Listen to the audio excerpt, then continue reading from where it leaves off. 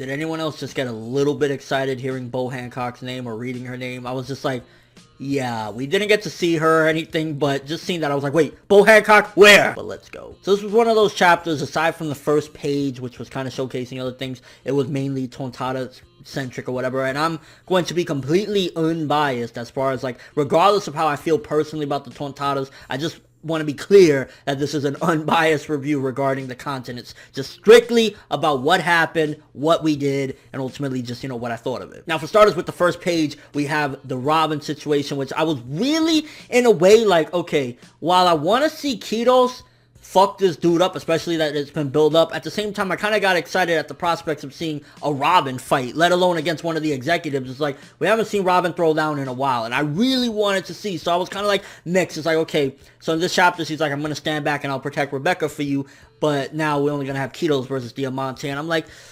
man, I guess either way it was alright, because I did want to see Kitos get what, ultimately is rightfully his, and that's kicking Diamante's ass, because Kitos, between the anime and the manga, lately I just became a Kitos fan, and he's not even a major character that we'll see, every episode in One Piece, or every chapter of One Piece, but I've actually legitimately became a Kitos fan, so I'm not that bothered by it. I'm more so along the lines of, I would have liked the Robin fight, but I'll settle for this Kitos fight. And then in this chapter as well, the soldiers are collecting the executives. I wish Bartolomeo would have been a little bit more like, fuck that shit, put his body down or I'm gonna fuck you up, because at the end of the day, it could have cost them big time if they would have eventually, revived them. But then again, Bartolomeo didn't know, and at the end of the day, he's not the most strategic kind of guy to think of something like that. So yeah, it just kind of had me a little bit intrigued that they're collecting the executives to make sure that they, keep them together. And then the remainder of the chapter was the Tontadas on their way to save Princess Mancherry, and Jiola torturing the shit out of Mancherry to get her tears to revive the executives. Now, to be honest with you, the Jiola stuff, it was alright. It was kind of like, holy shit, Jiola is being what a Don Quixote you would expect, and being cruel as fuck, torturing her for the tears or whatever. Kind of reminded me of, I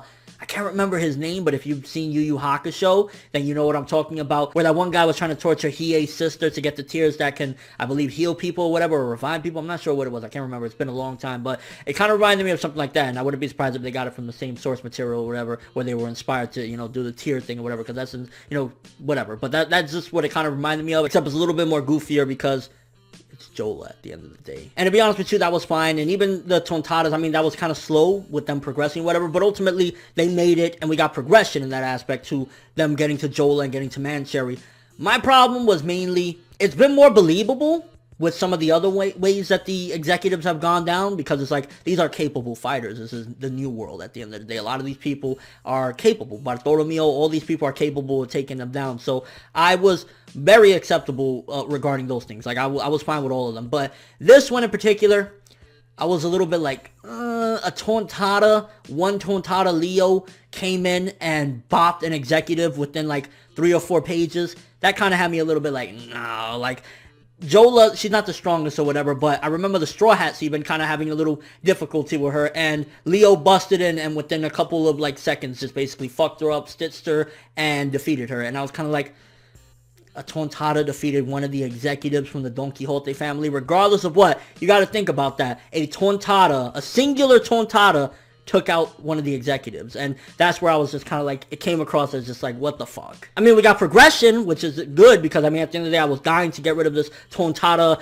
rescue mission of Princess Mancherry with this incredible power, which at the end of the day, I mean, it's a good power, but the way they hyped it up, it was like if she could fucking make the planet start dancing or some crazy shit, and it was just, she can, heal people with her tears. And the way they were saying it had me like, wait a minute, are the fucking executives dead? Because they kept on saying resurrect them, but I think they just meant, completely heal them back to 100% or whatnot. So, but yeah, my problem honestly is that I don't think Leo should have like defeated her, especially like that, like in 1, 2, 3, one of the executives of Don Quixote. And with all that being said, this chapter, it had some good progression in a sense of getting rid of things and kind of going through the Tontada stuff, so I'm happy in that regard. And at the same time, okay, we're gonna get the Kitos one-on-one with Diamante, which hopefully we finally actually fucking see it.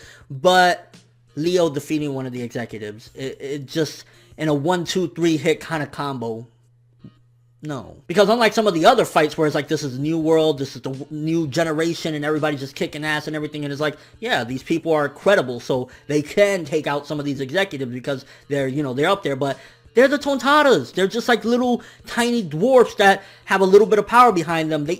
No, it's an executive. So yeah, for this week's chapter, I'm thinking between a 4 to a 5. Maybe the 4, because honestly, it's just, it's disappointing to see an executive fall to such a weak opponent. That's my opinion on it. Again, let me know what you guys think of it, though. Do you think that the way Jiola went down one of the executives, regardless of what type of ability she had, especially when she had some of the Straw Hats kind of trembling in fear of her because, you know, that's an executive and whatnot, and then one of the Sontaras took her out. What do you guys think about that? How do you feel about that? How do you feel about Robin not having necessarily the fight, but more so leaving it to Kitos? Honestly, the more I think about it, the more I am acceptable of it. Like, I'm like, hey, it's not doing the typical one, you know, Robin fights this one fights that one. It's giving somebody from the actual arc an opportunity, although I really want to see Robin throw down. Maybe next arc we'll get it. So, I'm okay with it. And your thoughts on the chapter, but that's all I have for this review. Thanks for watching. Hope you enjoyed. If you liked anything I had to say or enjoyed the video, drop me a like. I'd greatly appreciate it. And if you haven't subscribed, if you could do so as well, that'd be awesome. I'm ForneverWorld, and as always, people, have an awesome day.